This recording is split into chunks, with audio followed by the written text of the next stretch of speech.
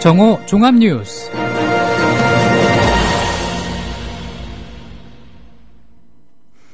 (11월 16일) 국민라디오 정오 종합뉴스입니다. 먼저 오늘의 주요 뉴스입니다.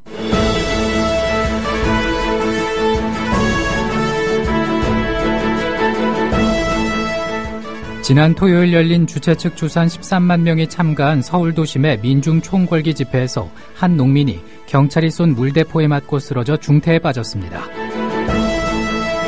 프랑스 파리 테러 희생자가 132명으로 늘어난 가운데 프랑스 공군이 시리아의 IS 본거지를 공습했습니다.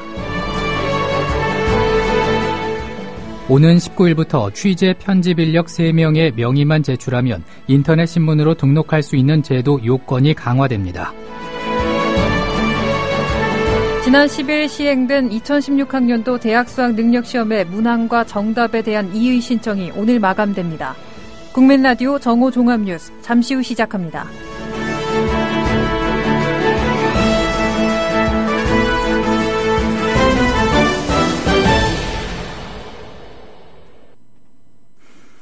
새정치민주연합은 지난 토요일 광화문에서 열린 민중총궐기 대회에 대한 경찰의 과잉 진압을 비판하며 국민의 반대할 자유마저 정부가 빼앗는 것은 독재 시대로 돌아가겠다는 것이라고 비판했습니다. 김영록 수석 대변인은 국회 브리핑을 통해서 정부 정책에 찬성할 자유는 있어도 반대할 자유는 없다면 이것은 민주주의 국가가 아니라며 이같이 밝혔습니다. 그러면서 박근혜 정부의 불통은 대한민국의 민주주의를 사라지게 하고 있다며 귀를 막은 독선적 국정 운영을 멈추고 더 늦기 전에 반대하는 국민 목소리에 귀를 열어야 한다고 촉구했습니다. 지난 토요일 열린 주최 측 추산 13만 명이 참가한 서울 도심의 민중 총궐기 집회에서 한 농민이 경찰이 쏜 물대포를 맞고 쓰러져 중태에 빠졌습니다.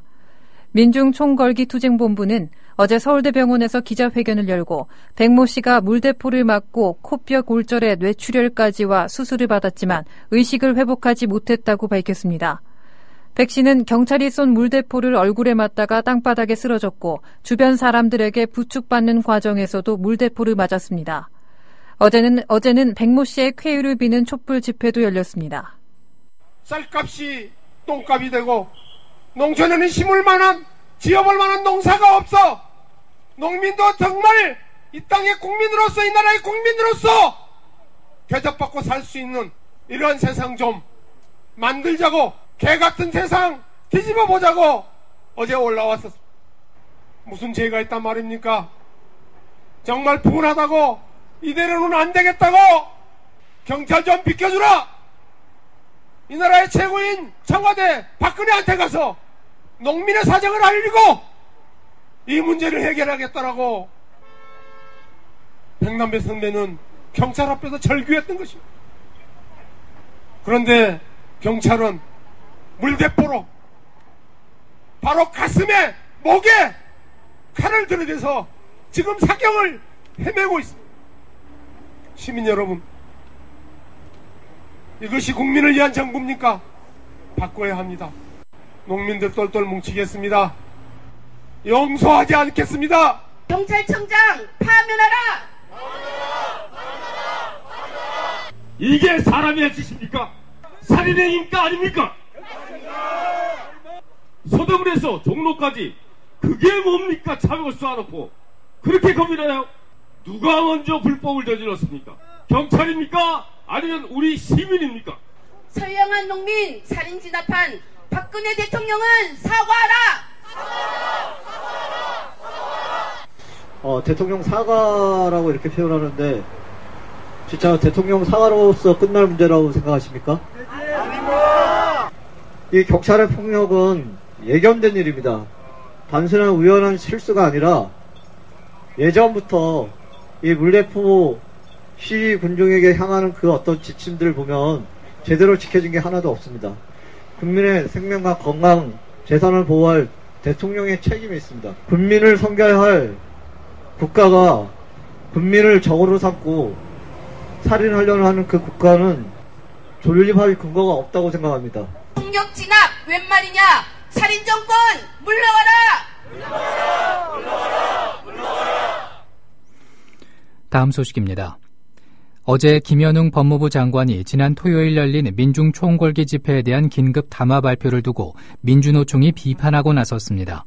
민주노총은 성명을 통해서 김 장관의 담화는 법질서를 가장한 정권의 독재성을 보여준 것이라면서 자신들이 허락하지 않으면 민주주의도 진압하고 가들 수 있음을 선언한 정권의 무력 선언이라고 김 장관의 담화를 규정했습니다. 민주노총은 경찰의 물대포에 맞아 생명이 위독한 백모 농민과 시민들의 부상에 대해서는 단 한마디도 하지 않았다고 비판했습니다.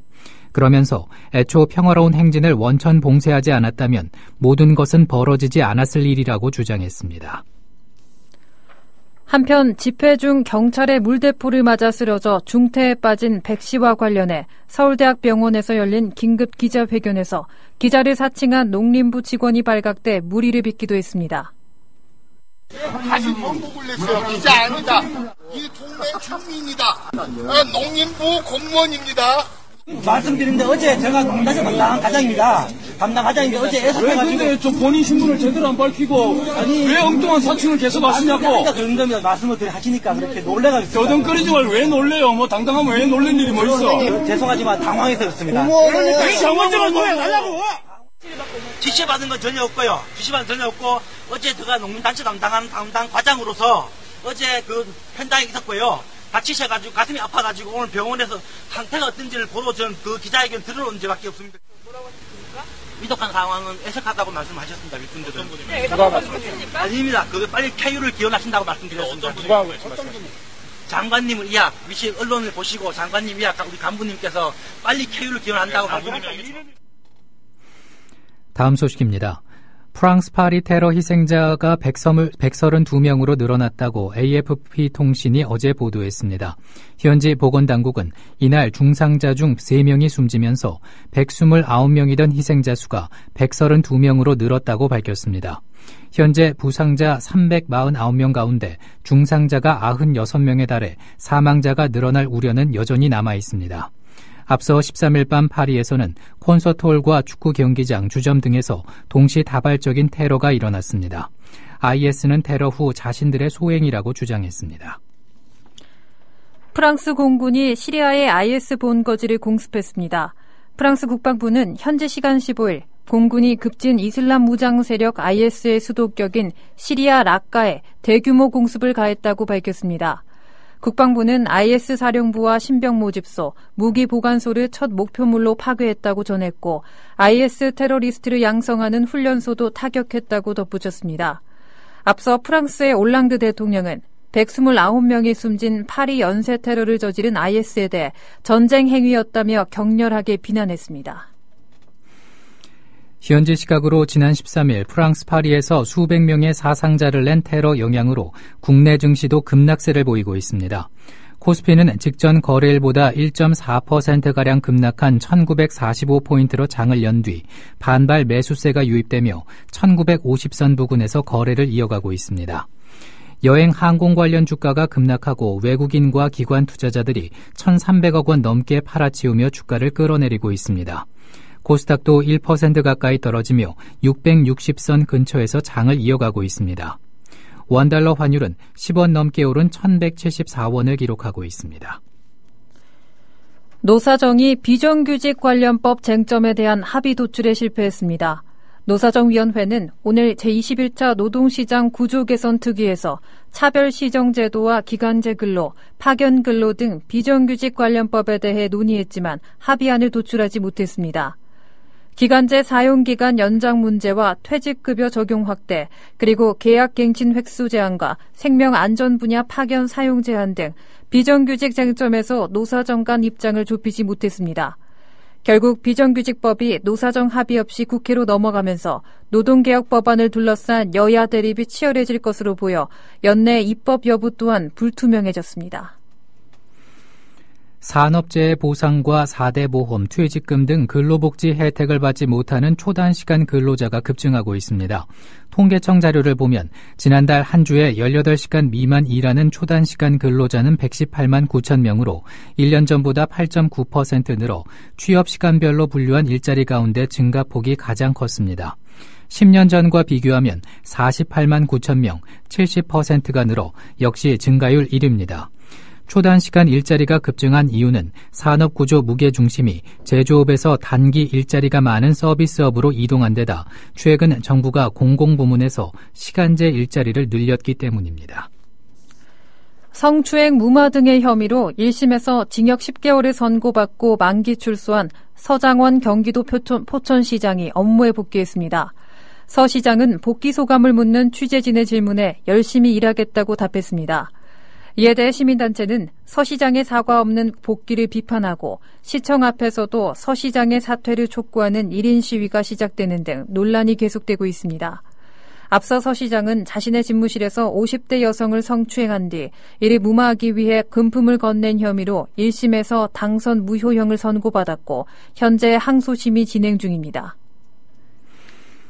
온라인을 통해 해외 사이트에서 물건을 직접 구매하는 이른바 해외 직구 시장이 2020년에는 연간 거래 규모가 200억 달러를 돌파할 것이라는 분석이 나왔습니다. 현대경제연구원 김광석 선임연구원은 보고서에서 해외 직구 거래 금액이 2010년 2억 7천만 달러에서 지난해 15억 5천만 달러로 늘어 연평균 54% 증가율을 보이고 있다며 이같이 전망했습니다. 김광석 연구원은 결제 시스템 등의 인프라가 확대 개선되는 추세 속에서 지금과 같은 성장세가 지속한다면 2020년에는 해외 직구 시장 규모가 207억 달러에 달할 것이라고 예측했습니다. 여성가족부가 일본군 위안부 피해자 할머니들을 위한 재정 지원을 확대합니다. 여가부는 피해 할머니들에게 지급되는 생활안정지원금과 간병비, 치료사업에 대한 내년도 예산 증액을 추진한다고 밝혔습니다. 여가부는 현재 월 104만 3천 원인 생활안정지원금을 130만 원으로 늘리고 올해 3억 원 수준이었던 간병비 예산도 4억 4천여만 원으로 올리는 방안을 검토 중입니다. 이와 함께 1인당 치료사업 지원금도 427만 원에서 454만 원으로 인상할 방침입니다. 이어서 날씨입니다. 오늘은 전국이 차차 흐려지겠습니다. 낮에 서해안과 제주에 비가 시작돼 늦은 오후에는 전국에 비가 내릴 것으로 보입니다. 낮 최고 기온은 전국이 12도에서 18도로 어제보다 낮겠습니다. 서울의 지금 기온은 13도입니다. 정오종합뉴스를 마칩니다. 제작 이정일, 진행의 정승조, 신지혜였습니다. 국민라디오